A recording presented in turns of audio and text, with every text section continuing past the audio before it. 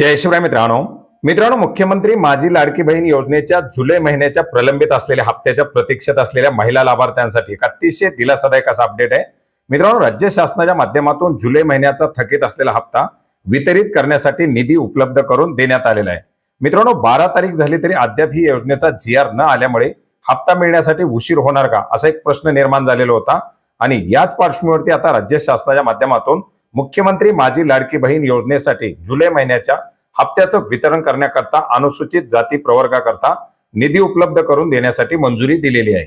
एकंदरीत तरतुदीत करण्यात आलेल्या 3000 कोटीपैकी 319 कोटी 53 लाख रुपयाचा निधी जुलै 2026 चा हप्ता वितरित करण्यासाठी उपलब्ध करून देण्यात आलेला आहे। अनुसूचित जाती प्रवर्गाचा निधी उपलब्ध झाल्याबरोबर अनुसूचित जमाती आणि जनरल प्रवर्गाचा निधी देखील उपलब्ध करून दिला जातो आणि या योजनेअंतर्गत पात्र असलेल्या महिला लाभार्थ्यांच्या खात्यामध्ये या योजनेचा हप्ता वितरित केला जातो। साधारणपणे 15 ऑगस्ट पूर्वीच पात्र असलेल्या सर्व महिला लाभार्थ्यांच्या खात्यामध्ये या हप्त्याचं वितरण केलं जाणार आहे।